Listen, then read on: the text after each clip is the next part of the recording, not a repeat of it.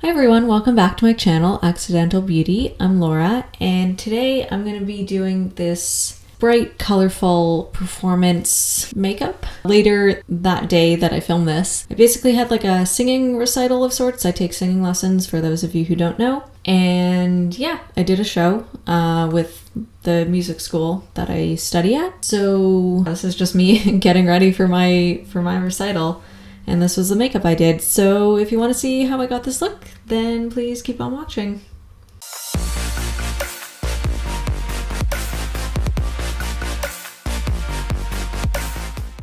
So I'm going to start off with the Anastasia Beverly Hills Modern Renaissance palette. I'm going to put the 4 shades on the left, so the top 2 and the bottom 2, into my crease as transition shades. And I'm just going to use the fluffy end of the brush that the palette came with.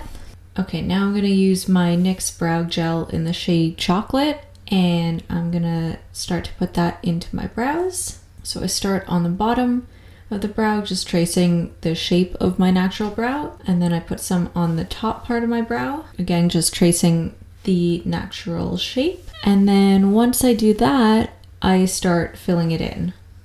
And I just make sort of angled strokes, tracing the exact shape of my brow. So I'm adding the illusion of hairs on the end of my brow, just using up whatever is left on my brush. Now I'm going to take my Kat Von D Lock-It foundation in the shade 44 Cool Light, and I'm just going to dot that on my face. And now with a damp makeup sponge, I'm just rubbing that in. Okay, so I changed my mind. I'm actually using the Sigma F60 foundation brush, and I thought I wouldn't like this brush. It came in the basic face kit. It was kind of the only brush out of the, I think there were 5 or 6 that came in that set. It was the only one that I really wasn't sure I was going to use, but I actually really like it. So now I'm going to use some Tarte Shape Tape, and I'm just going to clean up my brows because I guess I forgot to do that earlier. Oh, I just got foundation on my brow. I seem to be doing this a lot lately. I don't know why. The formula of this concealer is really thick, and I don't know, for some reason I always put too much of the product on my brush. Then it just gets everywhere. And now I'm using the same concealer underneath my eyes, and now I'm going in with a makeup sponge to actually blend that in. Apparently that wasn't enough, so I'm gonna put a little bit more concealer under my eyes and then just blend that in with a makeup sponge. Okay, so now I'm gonna go back into Modern Renaissance. I assume I'm using burnt orange. Yeah, because it looks like I'm building up the intensity here. I'm trying to deepen it, and I've got like a little speck of like concealer or something just kind of under my left eyebrow, and it's like really bothering me. Okay, yeah, it looks like I put some raw sienna before, and now I'm putting cypress umber. Apparently I'm using golden ochre on my lid. Okay, yeah, that makes sense. So I'm putting a light yellow base on my lid right now, and then I'm gonna put a darker yellow on top. So I guess I wanted to like build up the yellow in stages or something like that. Okay, so now I'm going into my Revlon Color Stay Exotic Quad. This is from like about 3-4 years ago. So I'm dipping into that nice bright yellow, and using the flat side of the Modern Renaissance brush, I'm starting to apply the color onto my lids. This yellow is really pigmented, but you have to build it up because it doesn't initially apply pigmented, but once you do several layers, it can show up really nicely. Now the yellow is starting to show up a bit brighter with the second layer of it. I don't like how my eye creases in the corner. I think I'm starting to get wrinkles, and it really affects the way my eyeshadow looks. And I've only noticed this with a couple videos recently that I've made. So usually, I mean, I can cover it up fine with either a darker color in the corner or some eyeliner, or even just fixing the edges of my eyeshadow, but it's kind of annoying. Okay, so now I'm going to use my NYX blush in the shade Taupe. So to contour, I'm going to use the Sigma F40 large angled contour brush. Still getting the hang of this one.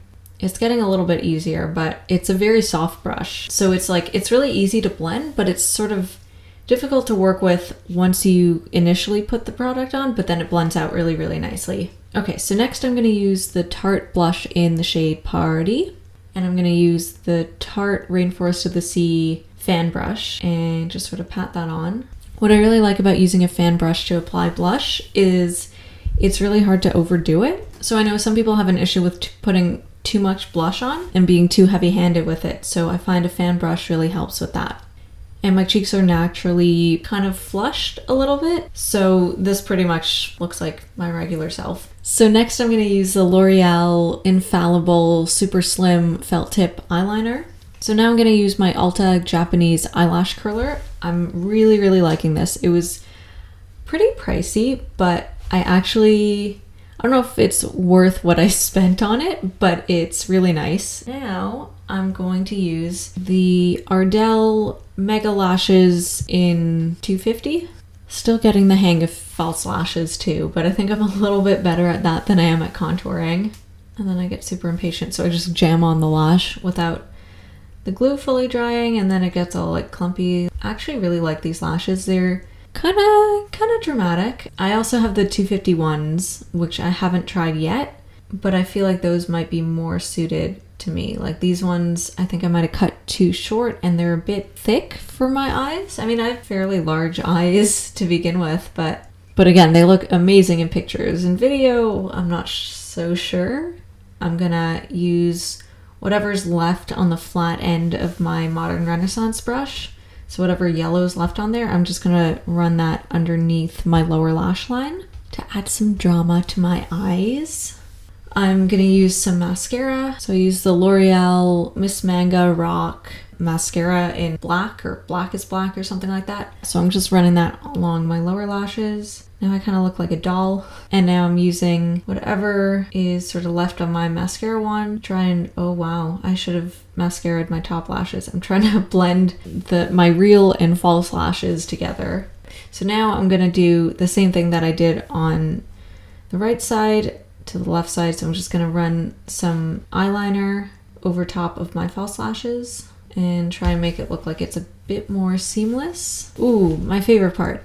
Okay, so now I'm gonna use my Jeffree Star Skin Frost in the shade Ice Cold, and I'm gonna use the fluffy end of the brush that came with the Kylie Cosmetics Take Me on Vacation palette, and I'm just applying that Ice Cold on the top of my cheekbones. And I'm obsessed with this color. It is so blinding and so pretty. It's just amazing.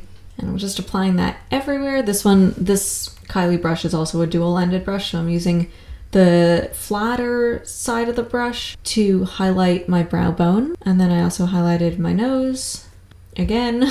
Okay. Oh, now I'm being super extra. So now I'm going into my Anastasia Beverly Hills Aurora palette.